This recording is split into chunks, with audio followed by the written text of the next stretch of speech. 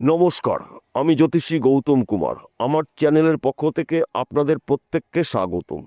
আজকের আলোচনার মূল বিষয় কেতুর নক্ষত্র পরিবর্তনের ফলে আজ থেকে 8 মাসের মধ্যে এই 6টি রাশির জাতক বা জাতিকারা মালামাল হতে চলেছে। আসুন আমরা জেনে নিই কোন ভাগ্যবান এই 6টি রাশি জাতক বা জাতিকারা রয়েছে।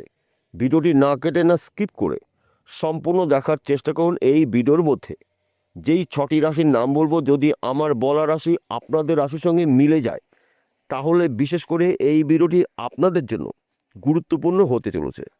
তাহলে বন্ধুরা আসুন দেরি না করে মূল পর্বে যাওয়া যাক। কিন্তু ভিডিওটি শুরু করার আগে আমরা প্রথমে একটু কেতুর সম্পর্কে জেনে নিই, তাহলে আমাদের বুঝতে সুবিধা হবে এবং সহজ হবে। বর্তমান সময় কেতু অবস্থান করছে সিংহ রাশিতে। আজ 29শে মার্চ রবিবার 2026 ঠিক ভোর 4:49 কেতু সিংহ রাশিতেই মঘা নক্ষত্রে প্রবেশ করেছে। মঘা নক্ষত্র কেতুর নিজের নক্ষত্র। যখন কোনো গ্রহ নিজের নক্ষত্রে অবস্থান করে সেই গ্রহ শুভত্ব কয়েক গুণ কিন্তু বেড়ে যায়। তাই আমাদের 12টি রাশি রয়েছে, 12টি রাশির মধ্যে বিশেষ করে এই 6টি রাশি জাতক বা জাতিকারা কেতুর মঘা নক্ষত্রের প্রবেশের ফলে মালামাল হতে চলেছে। 6টি রাশির মধ্যে প্রথম ভাগ্যবান রাশি কর্কট রাশি। আপনি যদি কর্কট রাশি জাতক বা জাতিকা দেখেন, আপনার রাশির সাপেক্ষে দ্বিতীয় ঘরে কেতুর অবস্থান এবং দ্বিতীয় ঘরে কেতু মঘা নক্ষত্রে প্রবেশ করেছে। দ্বিতীয় ঘরকে মানে ধনস্থান, আয়ের ঘর। আর্থিক দিক থেকে আপনি শক্তিশালী হতে চলেছেন। দীর্ঘদিনের আটকে থাকা অর্থ আপনি রিটার্ন পেতে পারেন। ফাটকাতে আপনার অর্থ লাভ রয়েছে। গাড়ি বাড়ি বিষয় সম্পত্তির মালিক হতে চলেছেন।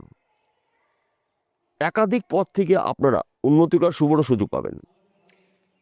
বিজনেস ক্ষেত্রে আপনার উন্নতি রয়েছে।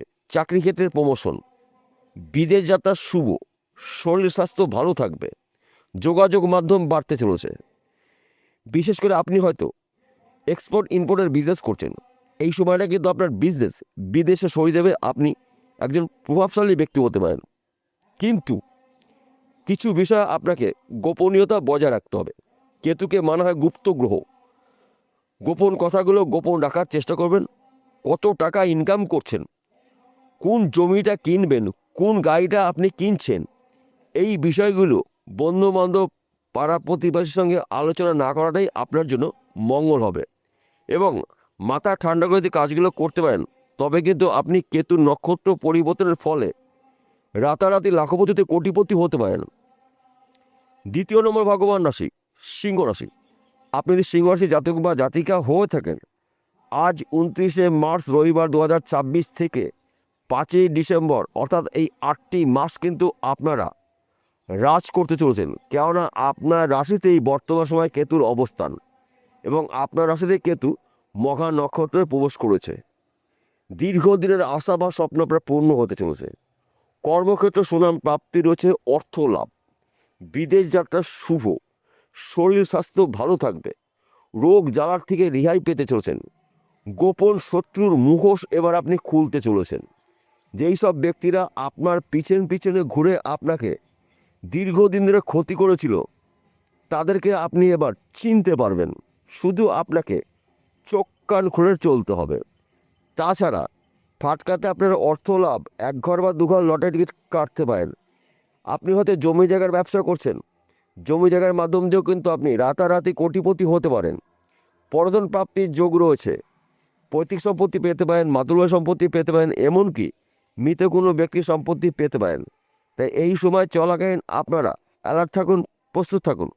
সুযোগ যখনই পেয়ে যাবেন ওই সুযোগে সৎ কাজ করতে পারেন, তবেই কিন্তু আপনি একজন লাখপতিতে কোটিপতি হতে পারেন। কিন্তু মাথা ঠান্ডা করে কাজগুলো আপনাকে করতে হবে। কেন এই কথা বলছি? বর্তমান সময় আপনার রাশিতে বা আপনার জীবনে শনিদেবের ঢাইয়া চলছে। এই সময় চলাকালীন কিন্তু অত্যাধিক মাথা গরম হতে পারে, আপনার কোট সৃষ্টি হতে পারে, জেদ হতে পারে। তাই এই বিষয়গুলো কিন্তু আপনি কন্ট্রোল করবেন। তাছাড়া গোপন কথাগুলো গোপন রাখার চেষ্টা করবেন। কেননা কেতুকে মানা হয় গুপ্ত কারক গ্রহ, মায়াবী গ্রহ, ছায়া গ্রহ। আপনি যতটা পারবেন কিছু গোপন কথা গোপন রাখবেন, কারোর সঙ্গে শেয়ার করবেন না। কত টাকা ইনকাম করছেন, কোন গাড়িটা আপনি কিনবেন, কোন বাড়ি কিনবেন, কোন মাঠাম জমি কিনবেন, এইগুলো আপনি বাইরে কারোর সঙ্গে আলোচনা করবেন না, বন্ধুবান্ধবের সাথে আলোচনা করবেন না।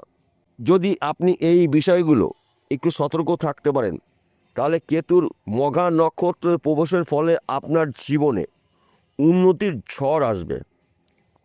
3 নম্বর ভাগ্যবান রাশি বৃষ রাশি। আপনি যদি বৃষ রাশি জাতক বা জাতিকা হয়ে থাকেন, কেতুর নক্ষত্র পরিবর্তনের ফলে আপনার ভাগ্য পরিবর্তন হতে চলেছে। আপনার রাশির 4র্থ ঘরে সুখের ঘরে কেতু মঘা নক্ষত্রে প্রবেশ করেছে। মায়ের সাপোর্ট পাবেন, মাতৃশ্রেণী যারা আছেন তারা আপনাকে সাপোর্ট করবে, মাতুলবাই সম্পত্তি পেতে পারেন। কিন্তু মায়ের শরীর স্বাস্থ্য নিয়ে আপনাকে অ্যালার্ট থাকতে হবে। মায়ের শরীর স্বাস্থ্য মাঝে মাঝে খারাপ হতে পারে, মার শরীর নিয়ে আপনার দুশ্চিন্তা বাড়তে পারে, কিছু খরচা হতে পারে। তো এই বিষয়গুলো কিন্তু আপনাকে একটু সতর্ক থাকতে হবে। তাছাড়া ফাটকাতে আপনার অর্থ লাভ রয়েছে। অল্প পরিশ্রমে আপনি প্রচুর আয় উন্নতি করার সুযোগ পাবেন। আপনি বুদ্ধি খাটিয়ে, কৌশল খাটিয়ে যে কোনো জায়গার থেকে আপনি প্রচুর আয় বা উন্নতি করতে পারবেন। কেননা কেতু কিন্তু আপনাকে প্ল্যান মাফিক আয় করার সুযোগ দেবে। অর্থাৎ আপনি পরিশ্রম থেকে প্ল্যান করে বেশি উন্নতি করবেন। তাছাড়া কিছু বিষয় আপনাকে সতর্ক থাকতে হবে। গোপন কথা গোপন রাখবেন, সবার সঙ্গে শেয়ার করবেন না। এমনকি বন্ধুবান্ধব যারা রয়েছেন আপনার ঘনিষ্ঠ, তাদের কাছেও শেয়ার করবেন না। কারণ আপনি যা উন্নতি করবেন, যদি সত্যি কথাগুলো বলে দেন, তাহলে সেই ব্যক্তি কিন্তু আপনাকে হয়তো হিংসা করতে পারে, কিছু সমস্যা সৃষ্টি করতে পারে। তো এই বিষয়গুলো কিন্তু আপনার সর্বদাই মনে রাখতে হবে। 4র্থ নম্বর ভাগ্যবান রাশি তুলা রাশি। আপনি তুলা রাশির জাতক বা জাতিকা হয়ে থাকেন, কেতু নক্ষত্র পরিবর্তনের ফলে আপনার জীবনে আসবে মহা পরিবর্তন। কেননা আপনার রাশির সাপেক্ষে একাদশ ঘরে কেতু মঘা নক্ষত্রে গোচর করেছে। একাদশ ঘরকে মানা লাভের ঘর, সঞ্চয়ের ঘর, সম্পদের ঘর। এই সময় কিন্তু আপনি লাভের খবরগুলো পেতে পারেন। অল্প পরিশ্রমে প্রচুর অর্থ লাভ আপনি করতে চলেছেন। বিদেশ থেকে হিউজ পরিমাণে অর্থ আসতে পারে। হয়তো আপনি বিদেশে রয়েছেন, আপনি দেশে ফিরতে চলেছেন, কিংবা আপনার পরিবারের কোনো সদস্য বিদেশে রয়েছে, বিদেশের অর্থ আপনার হাতে আসবে। তাছাড়া এই সময় কিন্তু আপনার ফাটকাতে অর্থ লাভ রয়েছে। কেননা লাভের ঘরে কেতু রয়েছে। কেতু এমন একটি গ্রহ, কেতু সবসময় কিন্তু আপনার প্ল্যান মাফিক কাজ করিয়ে নেবে। অর্থাৎ আপনি পরিশ্রম থেকে প্ল্যান করে বেশি উন্নতি করতে পারবেন। তাছাড়া যাদের বিশেষ করে জমি জায়গা নিয়ে মামলা মকদ্দমা ছিল, ওইখান থেকে আপনি মুক্ত হতে চলেছেন। হয়তো আপনার পৈতৃক সম্পত্তি নিয়ে কোনো আইনি সমস্যা ছিল, কিংবা কোনো জমি আপনি কিনেছিলেন, সেখানে কোনো সমস্যা ছিল, ওই সমস্যার কিন্তু সমাধান হতে চলেছে। একাধিক পথ থেকে কিন্তু আপনারা উন্নতি করার সুবর্ণ সুযোগ পাবেন। কিন্তু এই শুভ সময় থাকবে আপনাদের 29শে মার্চ 2026 থেকে 5ই ডিসেম্বর 2026। এই 8টা মাস কিন্তু আপনারা দুহাত ভর্তি করে আয় উপার্জন করার সুযোগ পাবেন। 5ম নম্বর ভাগ্যবান রাশি বৃশ্চিক রাশি। আপনি যদি বৃশ্চিক রাশি জাতক বা জাতিকা হয়ে থাকেন, কেতু নক্ষত্র পরিবর্তনের ফলে আপনার কর্মক্ষেত্রে সুনাম প্রাপ্তি, অল্প পরিশ্রমে প্রচুর অর্থ আয় উপার্জন করার সুযোগ পাবেন। কেননা আপনার রাশির সাপেক্ষে 10ম ঘরে কেতু মঘা নক্ষত্রে প্রবেশ করেছে। 10ম ঘরকে মানে হয় কর্মের ঘর, ক্যারিয়ারের ঘর, সম্পত্তির ঘর। সম্পদশালী আপনি হতে চলেছেন। কর্মক্ষেত্রে আপনার সুনাম প্রাপ্তি, অর্থ প্রাপ্তি। ব্যবসা করছেন, ব্যবসা ক্ষেত্রে আপনার উন্নতি রয়েছে।